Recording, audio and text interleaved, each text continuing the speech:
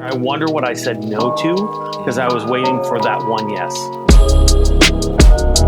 We're going to talk about things we wish we knew when we first started. What are the things that when you first started in ministry, especially now, like for most of us, I think for most of us, when you started in ministry, like me, I was like, I'm a youth ministry lifer. When I get old, I'm going to just write books about youth ministry. If it worked for Doug Fields, it'll work for me. Like, I'm not going to ever leave youth ministry.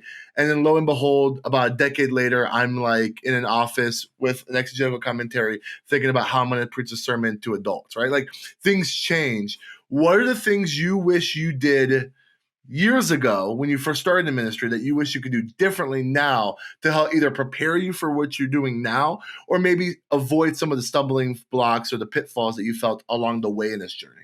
I wish I would have sat down with more senior pastors.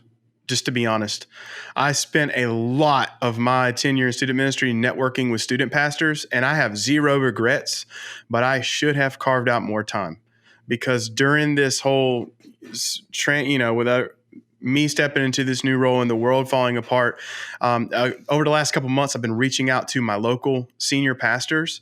And the first time I was going to a meeting with one of them, I had to snap out of I'm a youth pastor because I was in front of him and emotionally I was like, he's a senior pastor, I'm a youth pastor. And I had to remind myself, no, like I have a congregation. And I just realized, man, I wish that I would have been courageous enough maybe or vulnerable enough to sit in front of a senior pastor and say, hey, listen, I don't know what the future holds, but I think I can learn from you. I wish I'd have sat in front of more senior pastors. I thought you were going to say, but I know who holds the future. That would have been perfect. You worship leaders. Come on, man. I wanted to know who number 2 works for. That's what I wanted to know. Who Anybody? does number Reference? 2 work for? Thank you, Tim. Thank you. You're welcome. Well, to quote the great Hamilton, talk less, smile more is good advice. That was for you, Tim. Saw it, enjoyed it. I would say, yeah, for me, I would change it and say you can teach less and smile more, meaning you don't have to feel, and maybe it was a way I was dealing with insecurities, but like you don't have to feel like you need to be the expert on everything and like burn yourself out trying to be the expert on every little theological nuance of everything. You can just listen to people and, pray with them. And you don't have to feel like, yes, you are I am the lead pastor of this church. I am the primary Bible teacher of this congregation of 40, 50 people. But that doesn't mean that every moment I'm interacting with people has to be teaching. A lot of it can just be living life together and learning from them too. Like learning from some of the older saints. Del, you said you wish you would have spent more time with senior pastors. I wish I would have spent more time with seniors in my church, like that's good. Senior citizens in my church, just like listening to them and sitting with them and talking with them.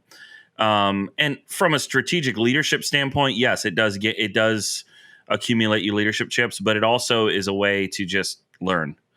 And I think, going into ministry, feeling like, I have to learn only from books and from conferences and from, smart teachers, which is good things to learn from. But I mean, there's a lot of wisdom in the older folks in your church if you'll slow down and listen to them.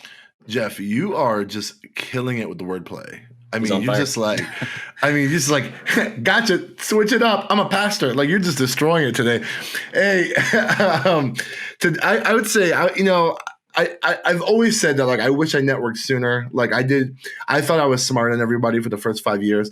But as I think more also of like student ministry, it's like when you do something for over a decade, like there is some patterns that just become second nature to you. It becomes very easy. And year over year, it's not that youth ministry gets easier, but you have enough skills and tools where like it's just kind of second nature. You don't have to think about it. And therefore you can either become lazy or like just less disciplined. And I think I wish there were, I just remember seasons of youth ministry where I had like no discipline. Like I could, if I wanted to, wait a day before or the day of to work on my message, plan the game, just wing it, because I know even at my laziest, it could still be a good product. It could still be a good service because I just know how to fake it really well, or I know how to do things where like, I wish I had created more discipline in my week So that way, when I get to where I'm now, where there's no winging it as a senior pastor. There's no winging it as like the main person. Like if you're winging it, there's too many people counting on you that is going to be hurt and at a disadvantage if you just like don't respond to emails until the day they need to hear it. You know what I'm saying? Like you have to have that discipline. And I wish I'd started that sooner, or at least someone convicted me to start it sooner, because I think certain tasks would be a little bit less complicated, because I know the discipline it takes to plan out certain events or certain things that I was just kind of lazy, and just kind of that's the stereotypes of a youth pastor. They're kind of lazy and they just kind of sit in their office to eat pizza. Like there were seasons where that was true because I knew what I needed to do to make sure the teenagers got what they got and the parents were happy. And then there were seasons where I was convicted by that. And I was like, all right, I got to be a real pastor about this. And now as I'm in this new role, I'm like, there's no room for laziness. Like there's no room for that. And if there is, then like, why am I even a pastor? I think for me, it's young Tim needed to say, I don't know more often than he did. Young Tim wanted to know everything, so he pretended like he did know everything when he, in fact, still does not know everything. So I think we can't be afraid to say, I don't know. And then another thing that took me probably 4 years to understand was the importance of helping those above me or in front of me in leadership, helping them win instead of constantly trying to tear them down. How could I build them up? And oftentimes, how could I protect them? I remember being sat down with an elder. It was probably my second year in youth ministry, and he was going over receipts with me. And he said, Tim, I see here you spent some of the church's money to play golf with students. And I said, yeah, I did. I took high schoolers out to play golf. That's student ministry. And he scolded me for probably 20 minutes. And I never saw that leader again. And I didn't actually know what happened until 2 years later when I heard that my senior pastor caught wind of that elder doing that to me behind closed doors without his knowledge. And he handled that appropriately and he had my back. And it was from that moment on that I thought, wow, he had my back and then didn't even come and tell me he had my back. He just did it. So what would that look like for us to have our senior leadership's back, even without telling them we have our back? Well, and even now in this role, having your elders' backs, even towards one another or towards other members in the church, like owning decisions that were made. In your mind, we made this decision as a group of elders, and I was one of the ones who didn't agree with this decision. But I am not going to play the game of, well, I didn't actually agree, but it was an elder decision, so no, it's my decision, and I'm with it. Like you sign off, and you bought the T-shirt too. Yeah, and you smile while you wear it. And talk less. Yeah, smile more. Good callback. Yeah, I think Frank, I identify a lot with you. Like my story is that I went to National Youth Workers Convention as a volunteer intern at my church when I was 18 years old, and like that was it. Like that's all I needed. Like I went there and I found my home and I found my people. And I think two parts. One is that I think that I have operated in my season in youth ministry arrogantly, that I'd found the best place and that no other ministry could ever compare to that.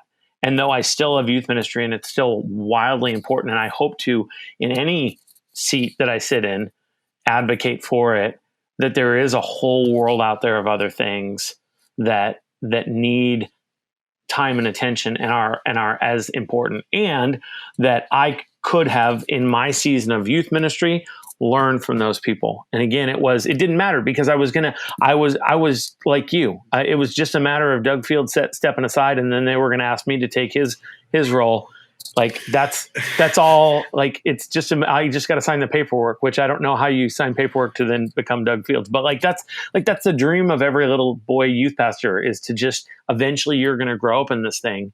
And so to get to now be on this side and go, that's not my story. That's okay. Some of that I've had to let go of, and also go, there's a brave world out there. I wonder what I said no to because I was waiting for that one yes. Wow, that's good. Yeah, I have one more. It kind of came from some woundedness. If I wish I'd have known. And I was trying to think of how to word it to you guys. This is the best I got. I'm not as much of a wordsmith as the poet Jeff Simpson up here, but it's kind of this one. I'll get there.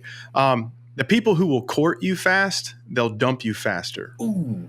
That's one thing I've learned in ministry. The people who, like, when you show up on the job and they're like, hey, man, you're the best thing we've ever seen here. We want to, like, blow you up and be a part of that ministry. We want to lead a life group for you. Like, I have learned oftentimes that there is an unstated thing behind that. And the second they run into that wall of no, or even, hey, what does that mean? They dump you, and it is public, and it is difficult, and it is messy. So I think now when someone comes up and they want to court really fast, like, obviously, yeah, I want to have that relationship. But at the same time, like, I think we owe it to ourselves. That's that trust but verify, So to me, I've had to learn that there are people who I want to love really fast because they seem to love me really fast. Yes. But, like, it's okay to be guarded a little bit. Well, I think there's people that want to be on the pastor's inner circle because they want to, that's like an identity thing for them. And you have to guard against that because you're not just their pastor. You're everybody's pastor in the whole congregation. And it's hard because when they start to feel those boundaries, sometimes they don't like that.